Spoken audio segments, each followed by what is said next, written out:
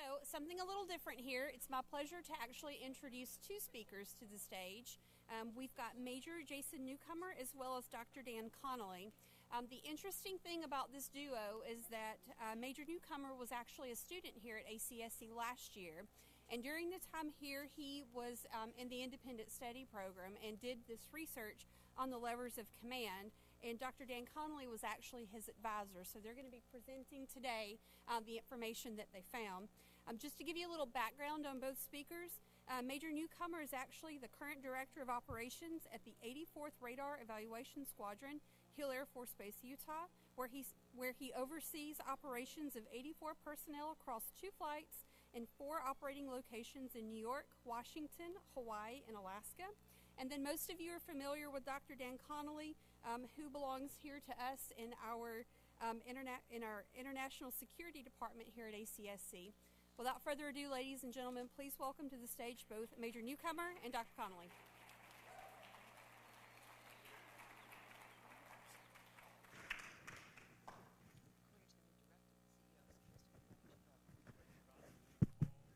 All right, I've been here enough to know not to talk when you walk in front of that mic because it makes a squeaky noise. So, when I was an airman, I came in the Air Force in 1998, and I was an airman basic, and my first experience with military leadership versus management versus mentoring was watching my shift supervisor, who's a tech sergeant named Tim. And so Tim, he was a great manager, and he was a fantastic mentor. He was the guy that got me to go to school and eventually ended up where I am today. But Tim was not a great leader. He did not have the good skills to motivate and inspire people on his shift to accomplish the task in a way that made them transformational.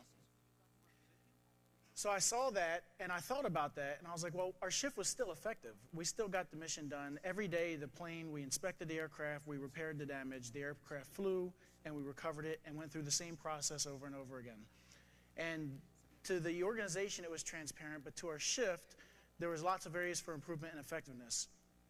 Now, all of you have read the SHINE book for your leadership course in the first term, and in SHINE, they talk about subcultures and microcultures in organizations. So our shift was a subculture of the overall squadron that had some of the very same problems.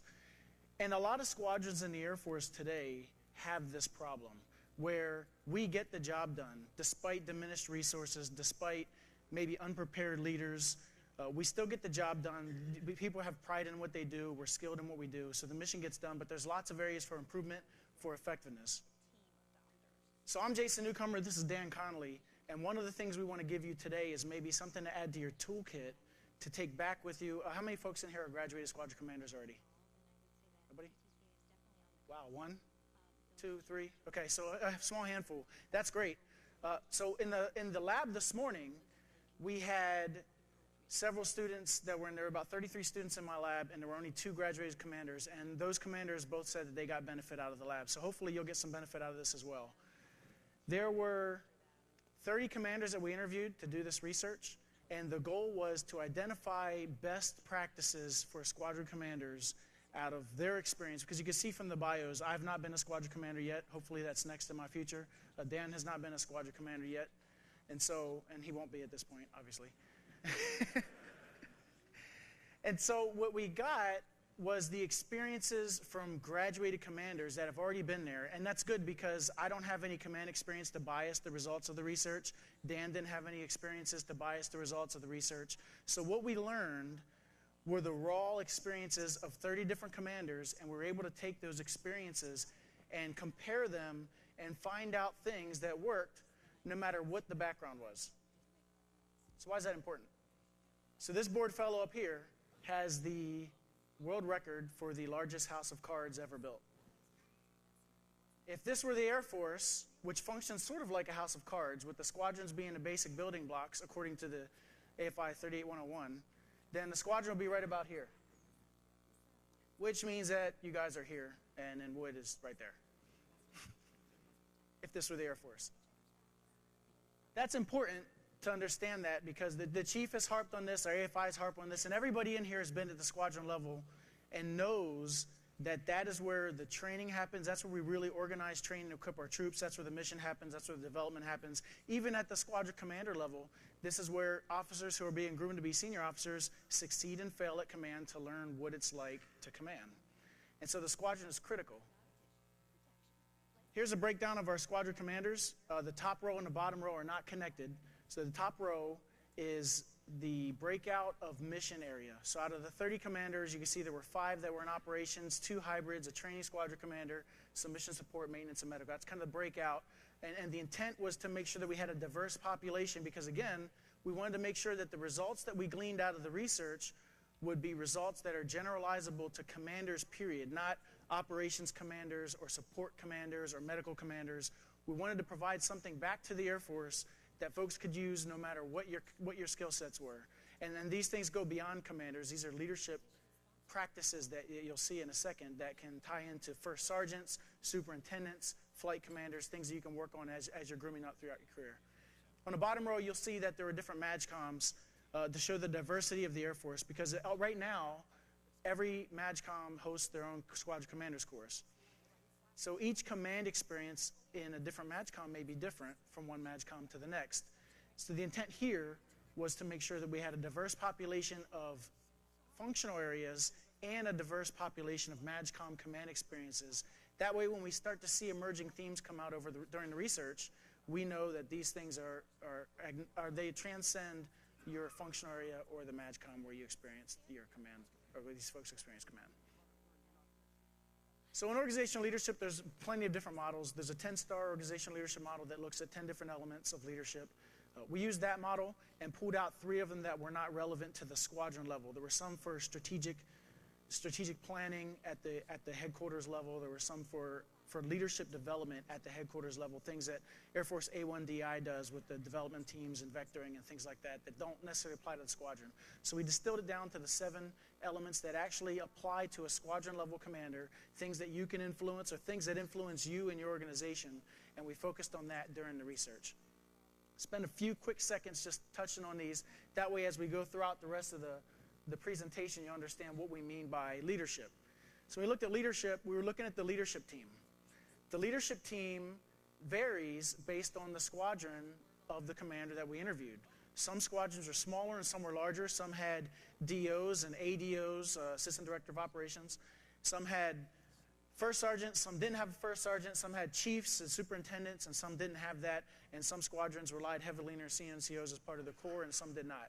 But whatever that leadership team was, the effectiveness of that team and why they were or were not effective is what we focused on in this research. For training, those were things like the organizational, your 797 training, your local tasks, ancillary training, anything, mission qualification training, anything that for that squadron represented preparing the airmen in that unit to accomplish the mission. That was the training piece that we focused on there. For customer service, every unit in the Air Force provides some sort of value as an output to accomplish the overall higher level missions.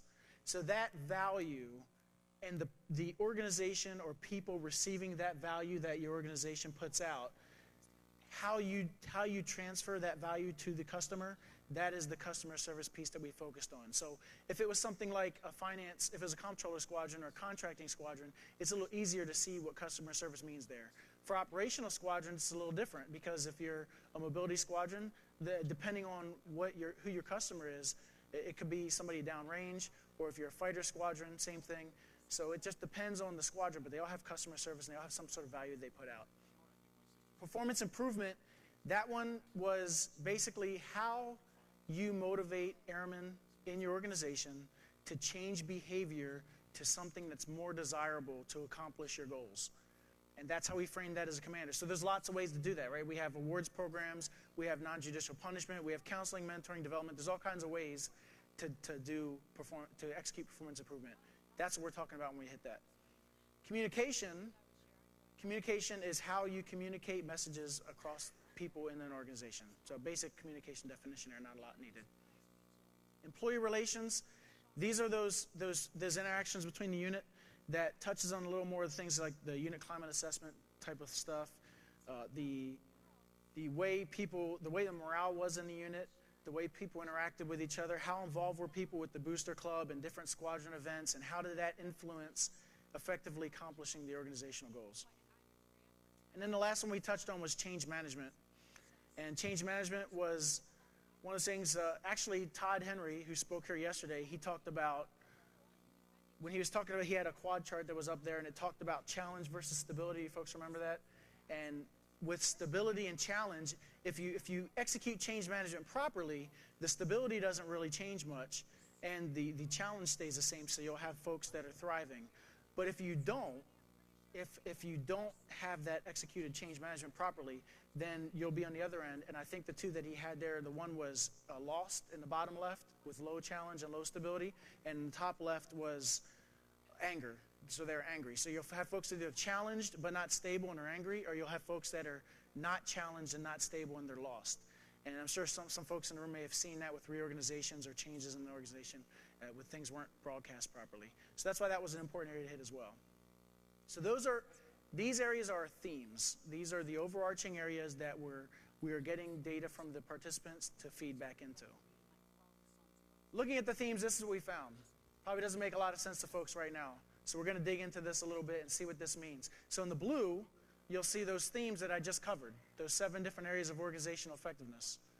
In the gray, you'll see what we call nodes. And I'm going to dig into that a little bit. This is how we get nodes. Anybody read that? No? So the nodes, these are the 30 interviews that we conducted. So you'll see each row of colors. Each row signifies one interview.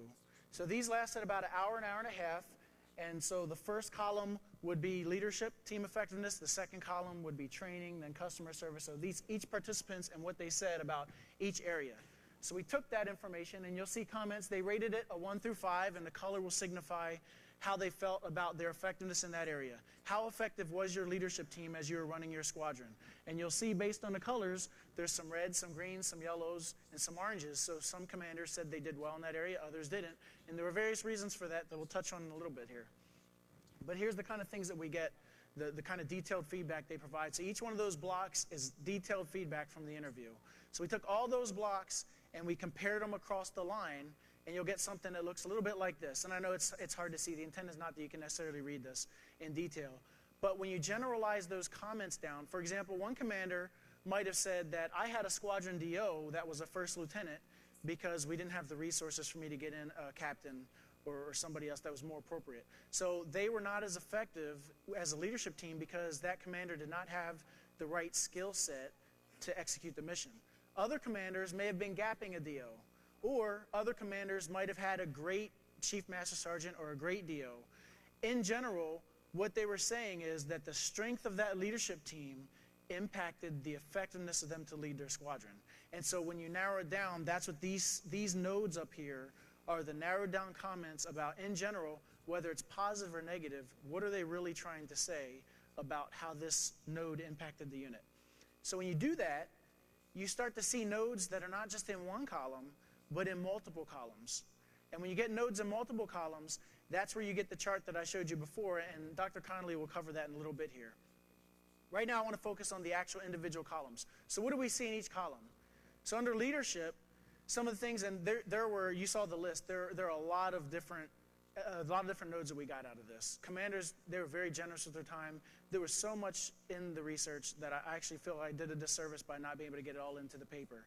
But what I'm going to give to you are the top nodes, and here's the first one. So the leadership team strength, impact, equality. And I touched on this a little bit already, whether the folks had the right people in place. General Quast talked about that yesterday as far as having the right people and how much of a difference that makes. Some of this stuff you can control and some of you can't. A lot of it you can't control. A lot of squadron commanders can't control their squadron DO. You get who you get. Your first sergeant, you get who you get. Your chief. So in a lot of cases, you cannot control this. You'll have to try to mitigate that.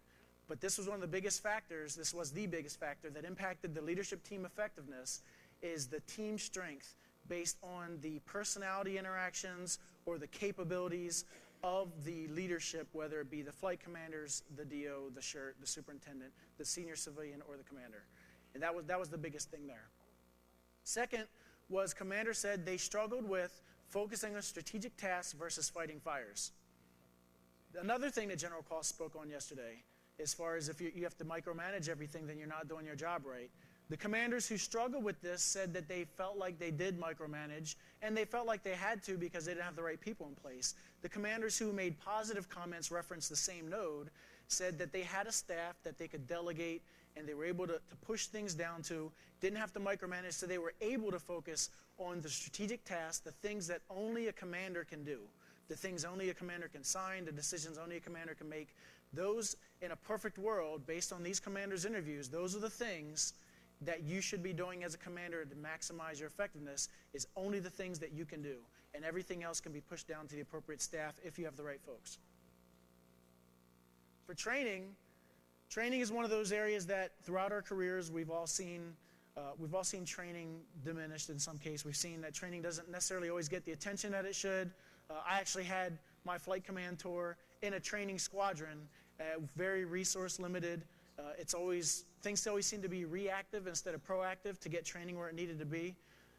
And so this is one of the areas to where commanders who made training a priority in their unit saw that their training programs were more effective, their mission accomplishment was more effective, and by being proactive and looking at training in advance, they were able to mitigate problems in the future when resources weren't quite as good as they wanted. They've already taken care of those pieces because training was always a priority. And then realistic training was another big one. So a lot of commanders during these interviews, they shunned the CBTs. It's great that our Secretary and Chief right now are getting after reducing the amount of ancillary training and CBTs and additional duties. They're not going to go away entirely, but the biggest thing was use realistic training. And this comes for deployments and other things. There were commanders that were actually, to get their folks ready to perform in a deployed environment, they were actually setting up bare-base tents on the base and making them work out of the tents for small periods of time just to get them used to operating in that manner, just to make sure that besides the CBTs, the SEER training and all that stuff, they can actually, when they deploy, they know they'll be able to accomplish the mission. Customer service. So customers were a priority. Depending on the type of wing and the type of mission set that you have, you will likely have various customers with various requirements, whether it be they're 24-hour ops, or they have weird deployment times, or special needs for special customers. It's hard to develop processes that work for everybody. So the commanders that spoke about being effective in these areas, they were the commanders that said they took the time to specialize processes and tailor their processes in their unit to find a way to get the yes, to make the mission, to meet the needs of the customers, versus making it easy for them, standardized training, this is our process, you fit into this as the customer. Instead, they would tailor outside of that. Tying to that, to be able to do that, they talked about inter-unit relationships. Now, everybody got the book in their leadership class, Real. John Swatell, who spoke yesterday, he published a book called Real. And in that book, there are effective leadership practices in one of the pages there, about the middle of the book. And one of them is investing in relationships. And so these commanders echoed what John put in his book about investing in relationships, but instead of investing in personal relationships, the commanders were investing in organizational relationships across the base, talking to other commanders, figuring out what are your needs, especially like in fields like contracting. Okay, so what does this equipment do for you so I can help make the argument and sell this better to get you what you need to do your job? So those interorganizational relationships are extremely important in that aspect. For performance improvement, awards programs was the biggest piece. And this is not just having an awards program. A lot of the commanders that I spoke to, they actually did not have a solid awards program when they walked into the unit. A lot of them walked into a unit that had a defunct awards program, and they had to put a lot of effort into repairing the program. And once they did, they saw positive results come out of that. Some of the things, not just nominating the right people for the awards, but also not nominating the wrong people. Because right now we have that mentality, you know, hey, it was your turn last month, it's this person's turn next month, and we've seen that in different units, and everybody handles it a little differently. But when you do that, if you take turns with awards, and if you hand out awards to folks that don't deserve it, these commanders were identifying that had drastically negative effects on the unit morale. And they were a lot more effective when they held high standards and rewarded the people who met those high standards during the tenure of their command. So with the setting high standards, one of the things that they mentioned is a lot of times they would come into units that struggled with this, that You know, we have the Air Force, my opinion, and my wing commander's watching this, so I'm probably getting in trouble for this, but I feel like the Air Force is a mediocrity. The Air Force is an organization right now, and General Quast kind of talked about this a little bit yesterday too. We're very risk averse. We focus on staying within the lines, and if you do well within the lines and you don't take risk and you push that limit there without going outside the boundaries, then you do well. That's a mediocrity. When you don't take risk and you don't take the chance and go above and beyond, then you're in an organization that's a mediocrity. And when you have mediocrity, it's hard to set people to high standards and give people, because you have to give them freedom to mess up when you set them to those standards. So the commanders who did that, even in units that didn't necessarily have high standards, said that the people in the units adapted to their leadership style and they started living up to the high standards. There were folks that had to be disciplined. There were some corrective actions. It's not easy, or you're not going to walk in and just repair a broken organization. But when you go through the work up front, in the end, you have an organization that starts to run itself, and you no longer have to worry about all that continued effort that you would put in an otherwise average organization throughout the tenure of your command. And then effectively managing talent. So General Quast mentioned this yesterday as well. A little different approach, right? Because we don't have a lot of flexibility to hire and fire folks that we'd like to. But within the talent that you have, I feel like General Quast looked at my manuscript and stole some of my stuff for his brief. But with the things that are in your control, you can manage the talent that you have in your unit. So when you have a project, you know who the superior performers are, the ones that you can give that project and get executed. You know the developmental performers, the ones who are, I had a commander that talked about Indy cars and stock cars in the organization. He said, you know, in every organization you'll have about 10% of Indy cars and you'll have 90% stock cars. And you have to know how to use the Indy cars, and you have to use them and then use the Indy cars to help develop some of the stock cars and ramp them up. And so that's what this is. This is knowing who you have and putting the right people in the right places, and also removing the right people from the right places. And I don't have to go too much into that because, like I said, General Quast already hit on that yesterday. And along the same lines is where I was going to go with this brief, as far as there's folks that underperform, and it's more effective for you to go through the effort and remove those people than it is to let them stay and try to work through it and try to be nice. And that was it's the same message General Quast said yesterday based on his experience, is the exact same feedback these commanders were giving during their interviews. It's better just to address the issue, good or bad. Change management we talked about earlier.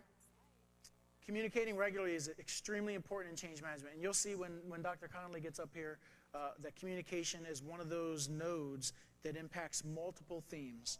So regular communication, what does that mean? A lot of commanders emphasize the need that no matter how clear they thought a message was, it was misinterpreted by the time it got out to the unit. So they made it a point to say it at a commander's call. They made it a point to say it again. They sent out an email, they'll repeat what they sent out at the commander's call, and then when they're walking around, which we'll get to in a little bit, they would say it again, just to make sure that people clearly understood the message and help control the rumor mill, especially when it comes to change. Speaking of controlling rumor mill, that's where the transparency piece comes in. So when you communicate, especially during change management, people in a lot of cases are nervous or anxious because they realize that as the organization changes, their role in the organization changes. And the dynamic changes based on the unit. Right now, I'm in a unit that has probably 70% civilians or contractors in it. So when you make an organizational change, civilians have core docs that put them in certain roles. They have pay grades that are based on how many people they supervise. And so when you change an organization, it's not just as simple as, hey, this is more effective, I'm going to change this, so we're going to do it. This requires being transparent, communicating up and down the chain to make sure that the changes you're going to make and the impacts that those changes are going to have are clearly understood by everybody in the organization. And if you don't do that, when changes or reorgs are made in a vacuum, then that's when you go back to what Todd talked about yesterday, where you have the anger or the people who are lost because they don't know what's going on or why it's happening. Which ties us into the airmen need to understand their role in the big picture. They need to understand how they fit into the process, how they fit in not only the change process, but in the new organization and what that's going to look like. Like I said, I mentioned some flight commander stuff. I mentioned the civilians. When you reorg an organization, how is that going to impact the civilians? They're going to have the union rights, and they're going to talk about that. They're going to have maybe pay grade changes, and so you need to make sure you address all those things and that everyone understand where they're going to be when this change takes place. And that all falls into communication as well. So for communication piece, leadership by walking around was the biggest in the whole study. This was the most common theme across all the commanders, is get out of your office. And a lot of us have heard that already. But as I've gone through my career, I've seen this not happen, no matter how much we've heard about it. And nothing I'm putting up here, nothing that you're going to see in these notes, none of it's rocket science. It's all things that we may have heard at one point or another. But knowing that collectively these things have a certain impact is hopefully going to provide some kind of value back to you. And especially when Dr. Connolly gets up here and talks about limited time and how you can work some of these things together, that's really going to hopefully provide you some value back. So the leadership by walking around piece, that's extremely important. We all know what that means, to get out from your desk, walk around, meet the folks, learn what their issues are, get integrated, build trust by being present. And when you do that, then you will start to get feedback, not just down, but you'll get the feedback up and be able to make more informed decisions. Now, one of the things to be aware of as you do this, it's funny for us as officers to walk around and not realize the impact we're having while we do that. Just last week, I was back in our radar evaluation section, and we have 2 different programs that we support. And the folks for the programs, the NCOICs sat on 2 different sides of the cubicle room. But the airmen that are the radar evaluation technicians, they were mixed all around the room, and the NCOICs knew which people worked for them. And so it was just one of those things to where they wanted folks to have flexibility to sit where they want. They knew who their people were, and they wanted to have that freedom in their work center. And that's fine. I had no issue with that.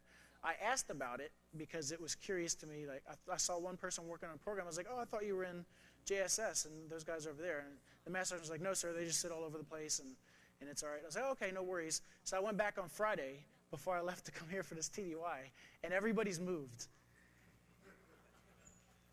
And so I went back and I was like, so did you guys move? Did you want a window seat? And there's like, no, sir, we had to move to be realigned with our functional areas. I was like, really? And I looked over at one of the tech sergeants. So the master sergeant's out, hopefully not watching this video. I looked at one of his tech sergeants, like, so was this because I asked a question about it a couple days ago? He goes, yes, sir, you did this to us. I said, all right, good to know, thanks. It was not my intention, but I hope you like your new seating. So one of the pitfalls of walking around, right? Make sure, try not to get too involved, and even something as simple as asking a question can turn into a task or somebody move around. Opendoor Policy. This was an interesting one because not all commanders had the same type of open-door policy. I didn't realize there's different types of open-door policies until I spoke to these folks. But there were some commanders, like my current commander actually has a very open-door policy. There should be ranges on this, right? Like open door, very open door, no door. So my commander right now probably has a no-door policy, right? So anybody has the flexibility to walk in and talk with them when they need to, and he'll always make the time. We have a small squadron. We have about 84 people in our squadron. There are some squadrons, some of the commanders that I talk to, that have large squadrons, 500 people, 350 people. Can't have a no-door policy in most cases with 350 people in your unit. So you have to put on some restrictions for the type of things and the level of, after you've reached failure at so many points in your chain of command trying to work something out, now you can come into my door.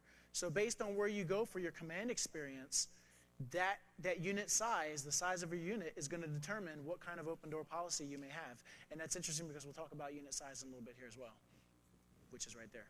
So unit size does matter.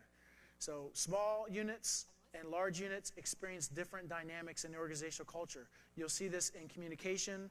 You'll see it with training. And so that's the 2 areas where it's going to pop up.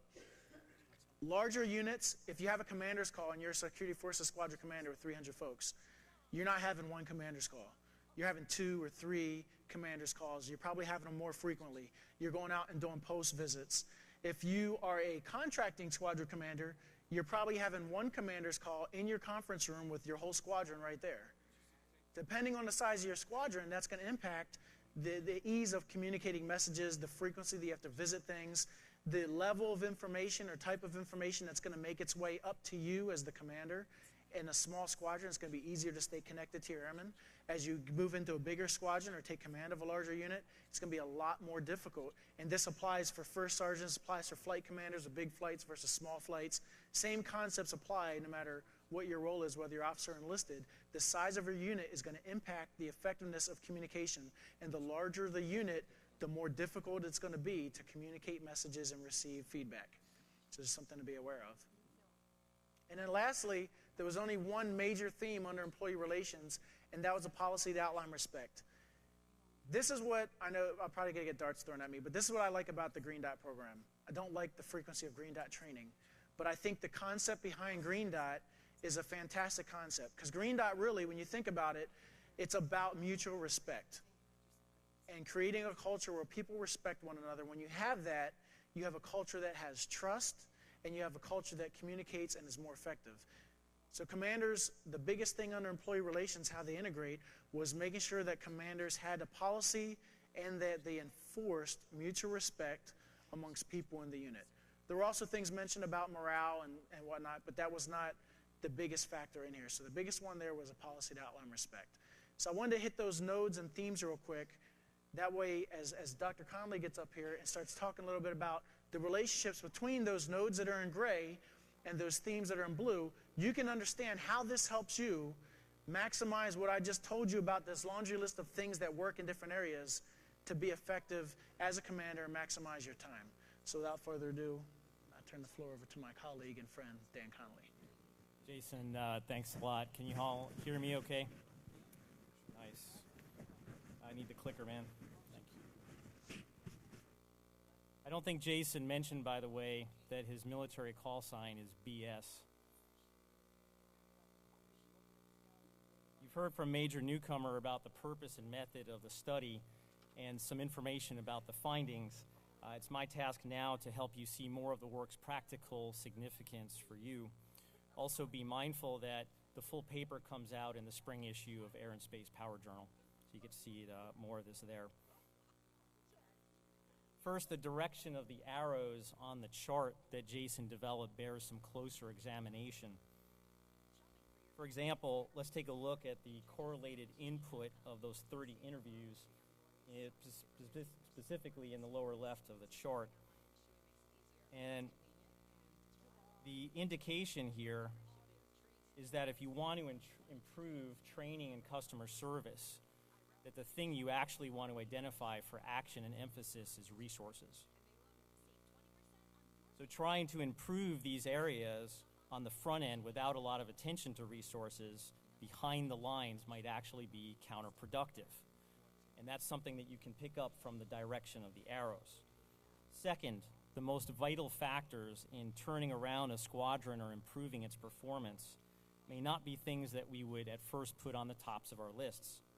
But these 30 commanders did after they had experienced successes and failures in the job. So the next few slides we have are going to tell more of that story. Realize that part of the reason for the importance of resources implied in these interviews, it may be the morale enhancement of personnel performing training, customer service, or interaction with other units because they are being resourced. The raw data also hinted that more investment in training predicted better customer service. So what you get here for a commander is opportunity. What this means, essentially, if it's accurate, is that highly emphasizing training might be a way for commanders, who, as we know, can't be everywhere, can actually better control those interactions with customers and other units. Okay, in addition to the findings that we had on the importance of resources, commanders highlighted how the pace of operations deeply affected training and communication within the unit. Basically, around-the-clock operations hurt these squadron functions. Training suffered in quality and in the results of training, particularly as consistent training and standardization across all shifts became more important depending on the squadron mission. So in settings with 24-hour ops, communication within the unit suffered even more, blunting the effects of tools that we would often rely on, such as commanders' calls and leadership presence. Our research suggested that countering those training challenges in units with those kind of operations, commanders that succeeded put even more resources into training. Okay, multiple times we saw the comm issue haunting commanders, especially with a faster pace of operations. We heard regret when day-to-day details took over and took away the attention and the time of the commander. And this process of being distracted from the comm problem saw those day-to-day problems only increase in scale and importance over time. So actually the commander is being hurt twice. Okay, first being distracted, and second, the day-to-day problems did not get effectively addressed over time. Now, turning to another topic, our data also addressed the practice, as Jason mentioned, of leadership by walking around. Okay, as Jason mentioned, this is hardly a new idea, we know that. But a good question to ask is, why does it work? Right? Two more good questions. Okay, how do I maximize its value with limited time? And then finally, when I feel like I need to skip it, what am I risking? Well, the interviews revealed the power of this practice. Visibility and availability clearly make a difference. We could figure that one out. But the data also suggested that subordinates' faith improved because of this practice of leadership by walking around. Faith in the commander and faith in the future. Of course, this became crucial, and we saw this repeatedly in the interviews when change management became more important. This was a signal to avoid letting the minutia of managing change keep you from walking around as the commander. Another topic that took on huge significance as we worked through the interviews and looked at the data was the issue of transparency. This was so big it tended to encompass a lot of the other subjects. Especially, you'll note the 5 that we have listed here. When commanders failed at one of these other tasks, in their comments, they often pinpointed the cause of the failure to a lack of transparency. That was a huge finding. The meaning here seems clear then. Don't expect other leadership behaviors to help you demonstrate that transparency, right? Work directly on being more transparent first, up front. What policies and what approaches are you going to take with your personnel to show that transparency immediately and directly, as much as possible as part of your leadership style?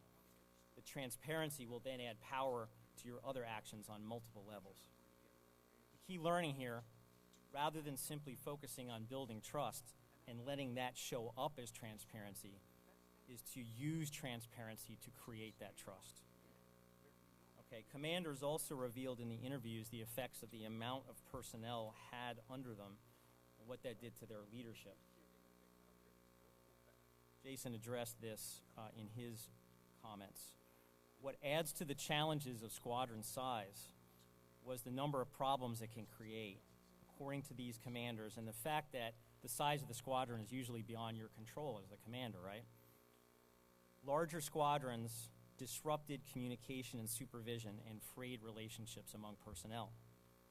Even more significant, the data suggested some commanders tended to ignore the size issue and prioritize other concerns as if the sheer number of personnel and the geographic spread of their subunits was not a top-notch concern. When they did this, other problems grew in scale and importance, and we have that testimony in their interviews. Unit cohesion decreased as well. Findings on the topic of communication appear to be the most significant of all. Effective use of leadership by walking around, already addressed. Dealing effectively with the problem of the size of the squadron hinged in the data on using communication properly. A clearly articulated and a reasonable open-door policy as an opportunity showed itself as valuable. Jason said that. Commanders often praised its value in achieving better unit results, even when used less by subordinates, simply the fact of the policy. Okay, the biggest learning point on communication I'm going to save for the conclusion slide.